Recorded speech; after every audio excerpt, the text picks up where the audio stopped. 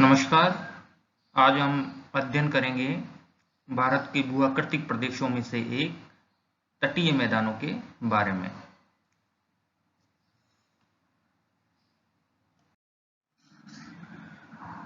भारत की तटरेखा की कुल लंबाई 7,517 किलोमीटर है, जिसमें से मुख्य भूमि की तटरेखा लगभग 6,100 किलोमीटर है, जो पश्चिम में गुजरात के कच्छ के रण से लेकर पूर्व में गंगा व ब्रह्मपुत्र के डेल्टाई भागों तक विस्तृत है।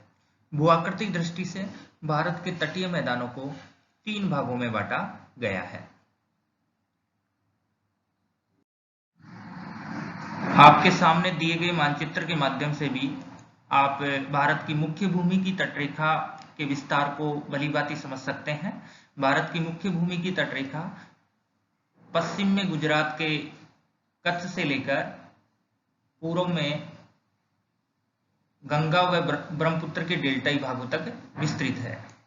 इसकी कुल लंबाई 6,100 किलोमीटर के लगभग है। इस तटरेखा तथा प्रायद्वीपीय पठार की पश्चिमी सीमा, ये पश्चिमी सीमा तथा पूर्वी सीमा के मध्य फैले मैदान को तटीय मैदान कहा जाता है। यानी भारत की तटरेखा और प्रायद्वीपीय पठार की पूर्वी सीमा तथा पश्चिमी सीमा के मध्य फैले मैदानी भागों को तटीय मैदान कहा जाता है। इन तटीय मैदानों को भूआकृतिक लक्षणों की दृष्टि से 3 भागों में बांटा गया है। एक गुजरात तटीय मैदान। गुजरात तटीय मैदान के अंतर्गत संपूर्ण गुजरात, दमन तथा दादर व नगर हवेली के मैदानी इलाके सम्मिलित हैं। इस प्रकार एक गुजरात तटीय मैदान। दूसरा, दमन से लेकर दक्षिण में कुमारी अंतरीप तक पश्चिमी तटरेखा तथा पश्चिमी घाट के मध्य फैले मैदान को पश्चिमी तटीय मैदान कहा जाता है। तथा तीसरा, कुमारी अंतरीप से लेकर उत्तर पूर्व में गंगा व ब्रह्मपुत्र के डेल्टाई भाग तक प्रायद्वीपीय पठार की पूर्वी सीमा या कहें पूर्वी घाट से लेकर पूर्वी तटरेखा के मध्य फैले मैदानी भाग को पूर्वी तटीय मैदान कहा जाता है। इस तरीके से भारतीय के तटीय मैदानों को 3 भागों में बांटा गया है। एक गुजरात तटीय मैदान, दूसरा पश्चिमी तटीय मैदान, तीसरा पूर्वी तटीय मैदान। इन्हीं को हम क्रम से विस्तार पूर्वक आगे समझेंगे। सबसे पहले जिक्र करेंगे गुजरात तटीय मैदान के बारे में। यह मैदान गुजरात, दमनदीप तथा दादर नगर हवेली के लगभग 1,79,000 वर्ग किलोमीटर क्षेत्र पर विस्तृत है। यह मैदान लूनी, माही व साबरमती आदि प्रमुख नदियों द्वारा जमा किए गए जलोढ़ से निर्मित है। इस मैदान का कुछ भाग, खासकर कच्छ का रण और उत्तरी पश्चिमी गुजरात के मैदानी भाग, पवन के निक्षेपण कार्यों तथा सागर के निवर्तन के परिणाम स्वरूप अस्तित्व में आए हैं। इस प्रदेश में कुछ लघु प्रायद्वीप पाए जाते हैं।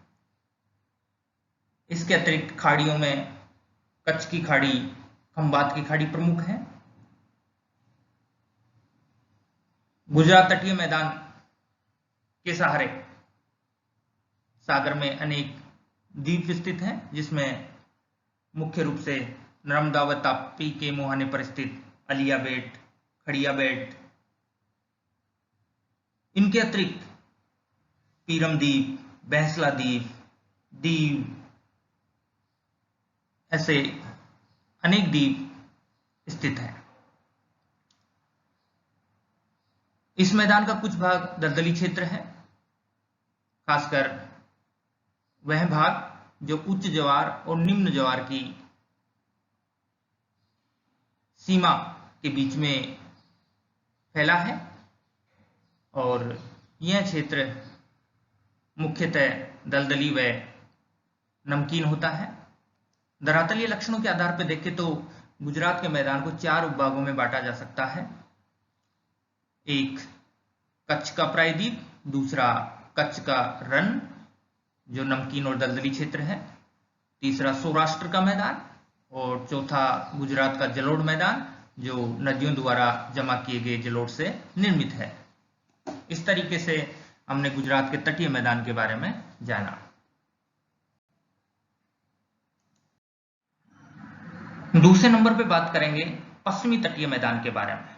जैसा कि पूर्व में बताया जा चुका है, पश्चिमी तटीय मैदान उत्तर में दमन से लेकर दक्षिण में कुमारी अंतरीप तक पश्चिमी तटरेखा, ये पश्चिमी तटरेखा तथा पश्चिमी घाट के मध्य फैला है। इस सक्रिय तटीय मैदान को पश्चिमी तटीय मैदान के नाम से जाना जाता है। पश्चिमी तटीय मैदान उत्तर में दमन से लेकर दक्षिण में कुमारी अंतरीप तक लगभग 1400 किलोमीटर की लंबाई में फैला है। इसकी चौड़ाई 10 से 80 किलोमीटर के बीच में है। कहीं अधिक चौड़ा है तो कहीं बेहद ही सतरा है। पश्चिमी तटीय मैदान को 3 उपभागों में बांटा गया है। एक कोंकण तटीय मैदान। कोंकण तटीय मैदान का विस्तार उत्तर में दमन से लेकर दक्षिण में गोवा तक है। दूसरा कर्नाटक तटीय मैदान, जैसा कि नाम से स्पष्ट है, इसमें कर्नाटक के तटीय मैदान सम्मिलित हैं जो गोवा से लेकर मंगलोर तक विस्तृत है। ये कर्नाटक तटीय मैदान। तीसरा मंगलोर से लेकर कुमारी अंतरीप तक केरल के तटीय भागों को या तटीय मैदानों को केरल तटीय मैदान या मालाबार तट के नाम से जाना जाता है।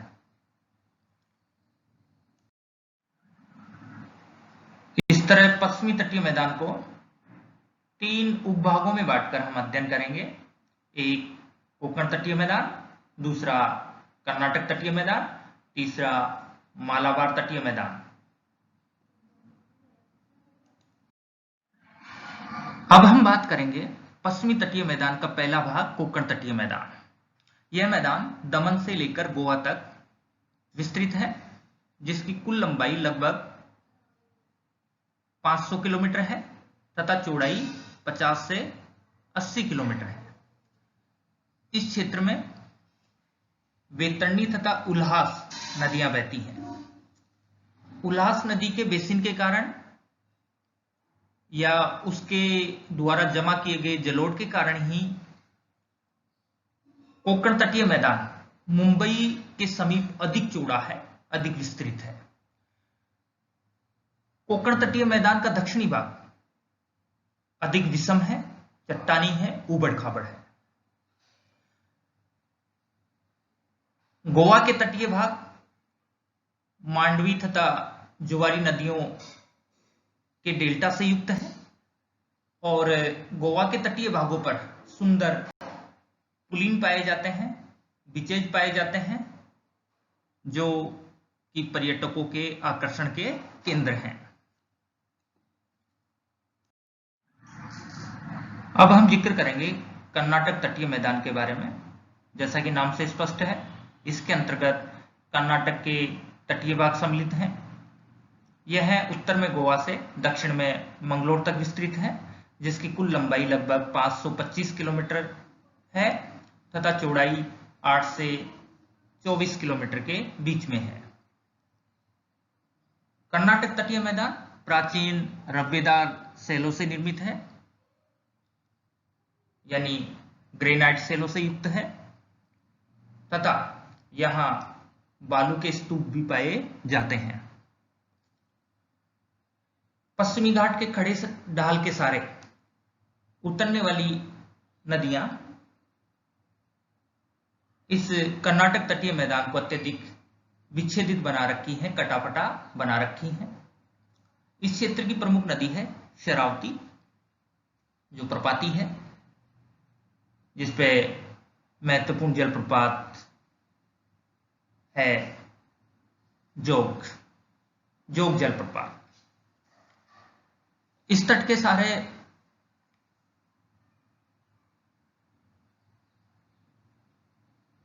बड़ी संख्या में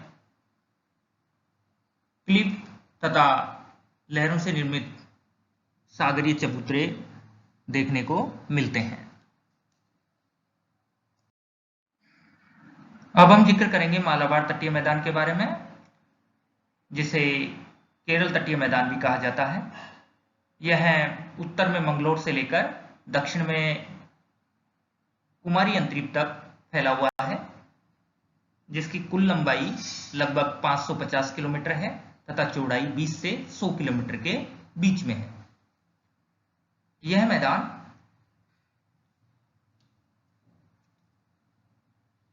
बेपोरे, पोनानी, पेरियार आदि नदियों के घाटी क्षेत्रों में अधिक चौड़ा है, क्योंकि इन नदियों द्वारा जमा किए गए अवसादों के कारण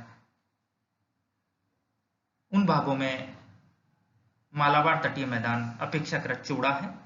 इस तट के सारे पर्याप्त मात्रा में बालू के स्तूप पाए जाते हैं, जिनसे लेगून व पच्चजल बने हैं। अष्टमुडी व वेम्बनाड यहाँ की प्रमुख लेगून झीलें हैं। अब हम बात करेंगे लेगून होता क्या है। लेगून एक तरीके से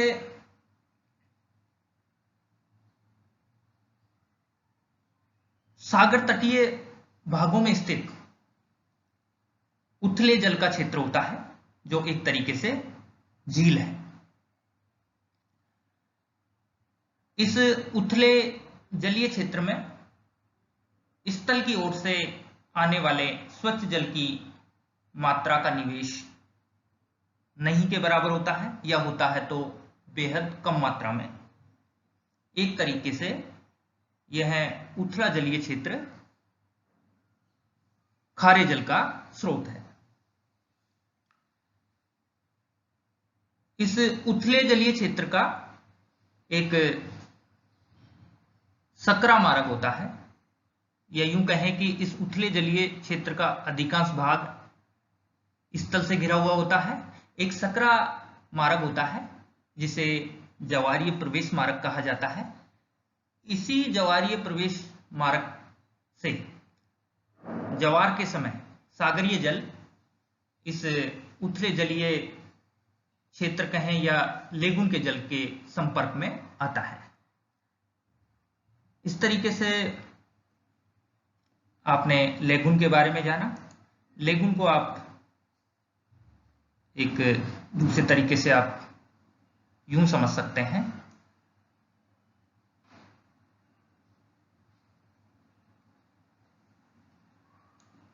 मान लीजिए ये स्थल है और ये जलीय भाग है। ये समुद्र के तटीय भाग में स्थित उथला जलीय क्षेत्र है, जो आधे या इससे अधिक स्थल से आवृत है।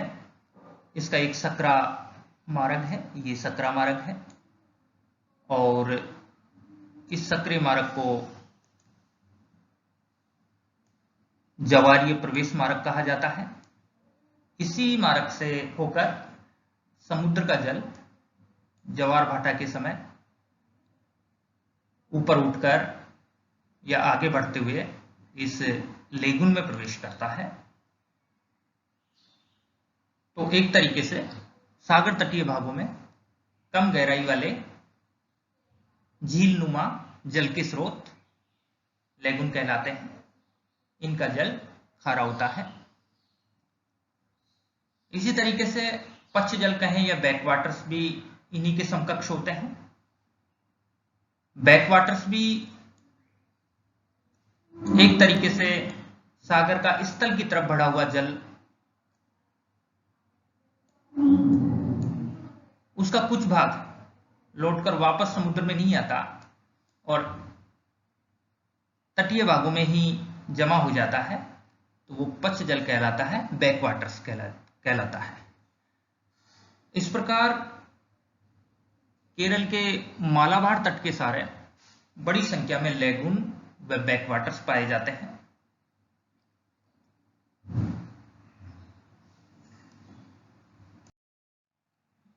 अब हम बात करेंगे पूर्वी तटीय मैदान के बारे में। भारत के पूर्वी तटीय मैदान का विस्तार दक्षिण में कुमारी अंतरीप से लेकर उत्तर पूर्व में गंगा व ब्रह्मपुत्र नदियों के डेल्टाई भागों तक, पूर्वी घाट तथा पूर्वी तटरेखा के मध्य है।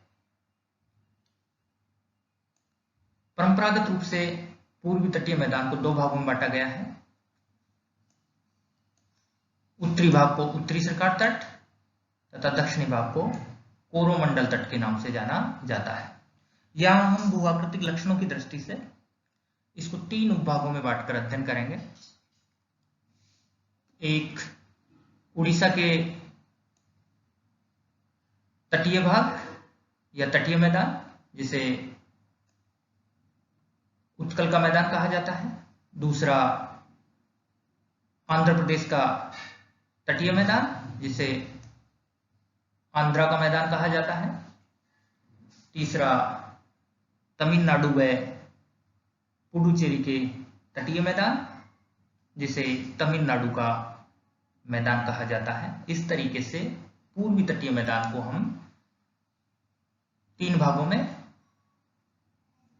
एक उत्कल का मैदान, दूसरा आंध्र का मैदान, तीसरा तमिलनाडु का मैदान में बांटकर अध्ययन करेंगे। महानदी, गोदावरी, कृष्णा व कावेरी, ये वो प्रमुख नदियां हैं जो प्रायद्वीपीय पठार के विभिन्न भागों से निकलकर पूर्व तथा दक्षिण पूर्व की ओर बहती हुई पूर्वी तटीय मैदान को पार करती हुई बंगाल की खाड़ी में अपना जल गिराती हैं। इस तरह पूर्वी तटीय मैदान में इन प्रमुख नदियों द्वारा निर्मित डेल्टाई भाग हैं, जिस कारण पूर्वी तटीय मैदान पश्चिमी तटीय मैदान की अपेक्षा अधिक चौड़ा और विस्तृत है। पूर्वी तटीय मैदान का पहला उपभाग है उत्कल का मैदान। उड़ीसा के तटीय मैदान को ही उत्कल के मैदान के नाम से जाना जाता है। उड़ीसा के तट के सहारे लगभग 400 किलोमीटर की लंबाई में यह मैदान फैला है। इस मैदान की सर्वाधिक चौड़ाई महानदी के डेल्टाई भागों में है। महानदी के डेल्टा के दक्षिणी भाग में देश की सबसे बड़े खारे पानी की झील चिल्का स्थित है। चिल्का झील लेगुन झील का ही रूप है। उत्कल के मैदान की तटरेखा सीधी एवं सपाट है, यानी इस तटरेखा के सारे खाड़ियां तथा निवेशिकाओं का अभाव पाया जाता है। यह तटरेखा ज्यादा कटी-फटी नहीं है। इस तटरेखा के सारे या इस तटीय मैदान में बालू के स्तूपों की अधिकता पाई जाती है। पूर्वी तटीय मैदान का दूसरा उपभाग है आंध्र का मैदान। आंध्र के मैदान में आंध्र प्रदेश का तटीय मैदान सम्मिलित है या तटीय भाग सम्मिलित है। आंध्र के मैदान का प्रमुख लक्षण कृष्णा एवं गोदावरी नदियों का डेल्टा है। इन दोनों नदियों के डेल्टाई भागों के बीच में या बीच दूरी में कोलेरू झील स्थित है।